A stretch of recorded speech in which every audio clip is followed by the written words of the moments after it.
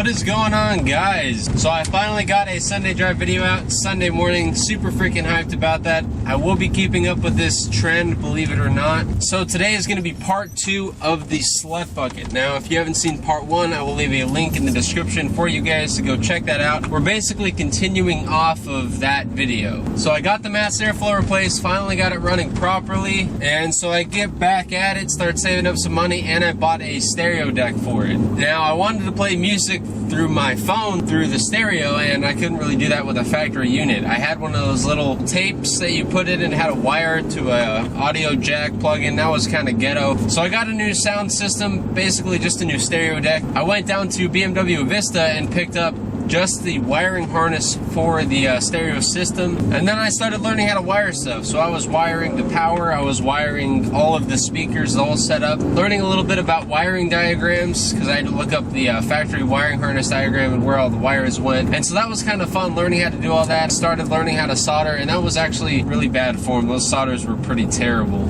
And again, it was my first time wiring, so, you know, for the first time, it was a pretty good job, but not my finest work, I will say. So I was hyped, I was cruising in a car that ran properly, and I was bumping my own music. It's pretty badass. Now, around that time is when I started getting into car culture, going to car meets and all that stuff, and being around the car scene, I sort of learned that modified cars are the way to go, you know. And so trying to get into that trend, I made the worst decision of my life until this point. Like everyone, at some point or another, you get into a plastidip phase. And I didn't go super hard with the plastidip, but I did do a couple things. So I plastidip the front kidney grills, which I don't think is a bad idea.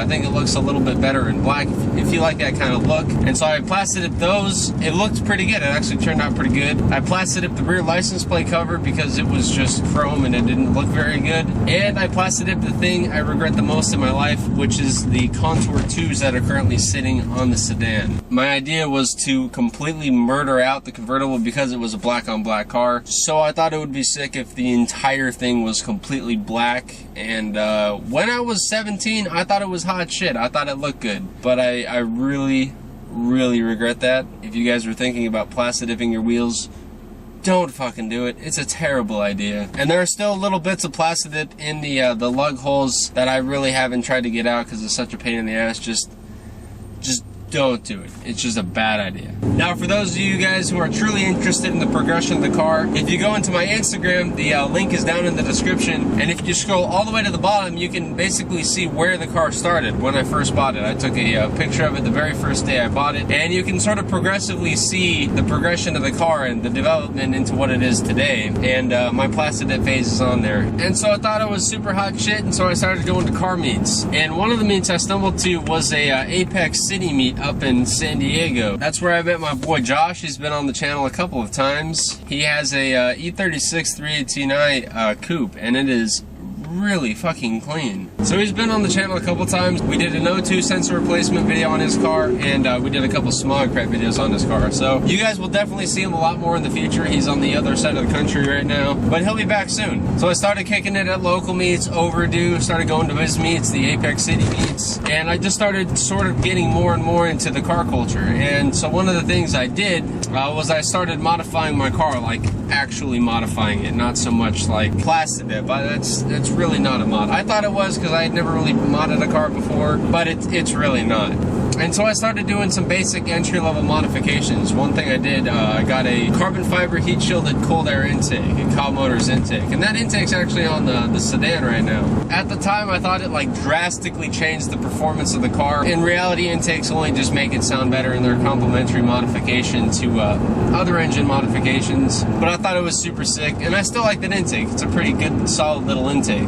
Now, as I was modifying my car, I was also making it not a piece of shit. The first sizable job that I did on the car was start chasing down some of my oil leaks. Now, when I bought it, it leaked like a freaking sieve. And one of the places that it leaked from was the valve cover gasket. That was like one of the first more difficult wrenching jobs that I've done at that point, was a valve cover gasket. At the time, it was the biggest thing I've ever done. Replacing a mass airflow sensor, you know, not super hard. You got two little screws, undo it, pop the sensor out, pop the new one in, good to go, you know? And so replacing it was kind of a big deal to me. It was one of the more harder things I've done, and I actually messed it up the first time. So I didn't get the gasket seated properly at the back of the valve cover, and so that's how I learned about vacuum leaks. because not only did it leak oil at the front, I fixed that, and it leaked oil at the back, but it also leaked vacuum at the back. And because of that, my car idled, I want to say at like 400 RPM, it idled like total shit. And so that's where I started learning about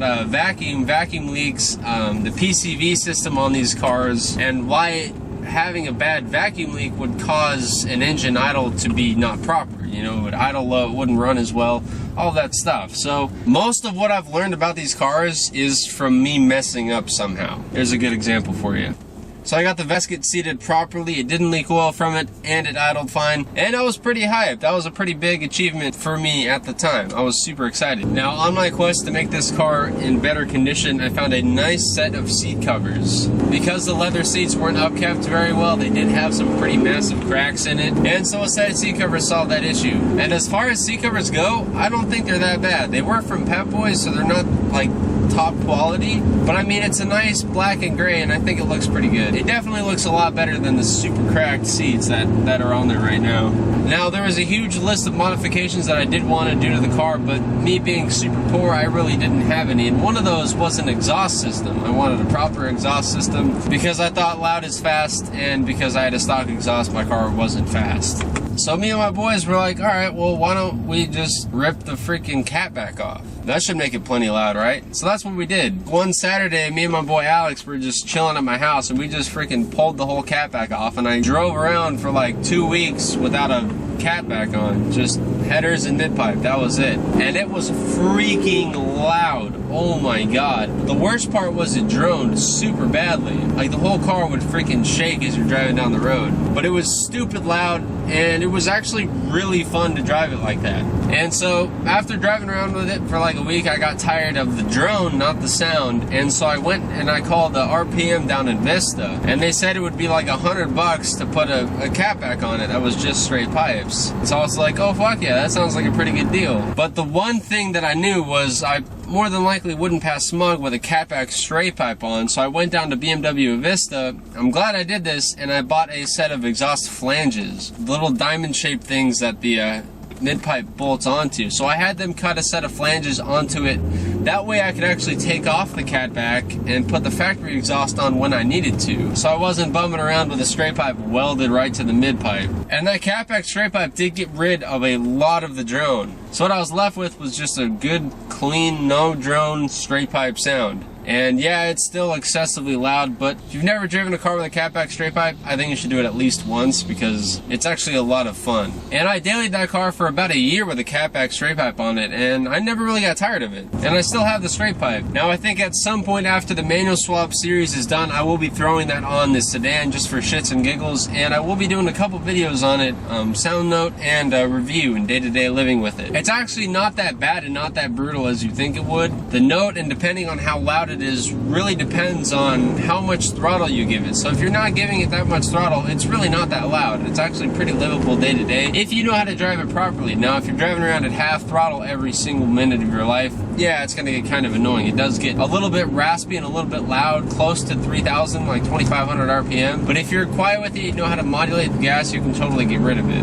Now, despite properly fixing the valve cover gasket, that wasn't the only place that it leaked oil. So it also leaked oil from the oil filter housing, which was a very nice feature. So that was a pretty fun one, learning how to do that. And that's actually where I learned to torque bolts and how actually important that can be. So the first time I did it, I didn't torque at all. And despite putting a new gasket on, it still leaked. And so I'm looking into it, I'm like, why is it still leaking? And so I start like freaking out. I'm like, all right, maybe the oil filter housing is cracked, maybe the block is cracked, this motor's freaking done, right? And so I make a post on it, I make a thread on it on Beamer forums, and one of the guys like, well, did you torque your bolts? And I was like, no. And so he's like, go back, put a new gasket on, torque everything properly. And I went out and bought a torque wrench, and I torqued it properly, and it didn't leak. And so I was super freaking hyped. And so now I torque all my bolts, you know? Lesson learned. And so I want to say about a month went by, no issues with the car, and I'm sitting at a meet down in Vista, and I go to leave, and there's this just giant puddle of coolant underneath my car. And so I'm like, oh fuck yeah, dude. So I start doing some diagnosing, and it turns out that the coolant is leaking from the back of the cylinder head, which was a nice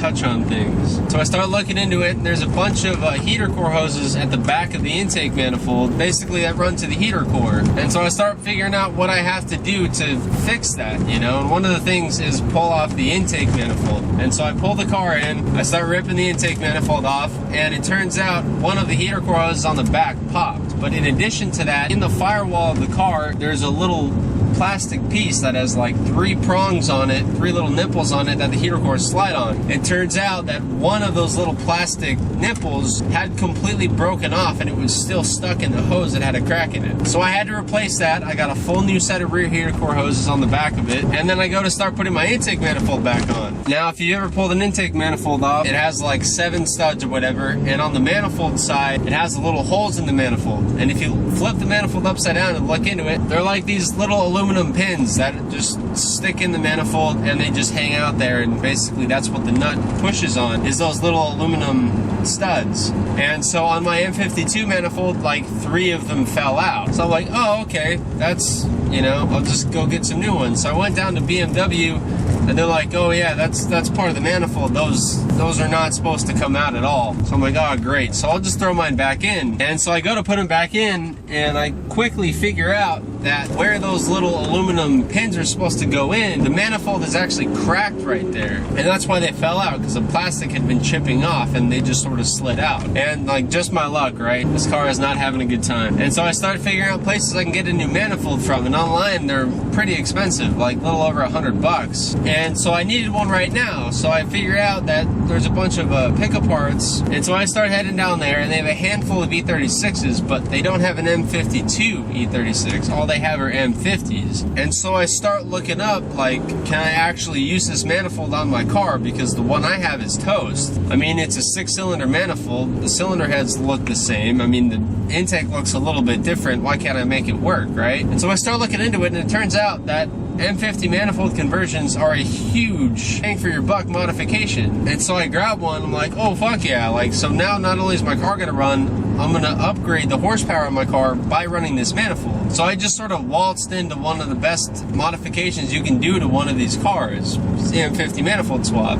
And I will leave it at that. Stay tuned for part 3 next week. Thank you guys so much for watching, keep it fresh, and I will see you guys later.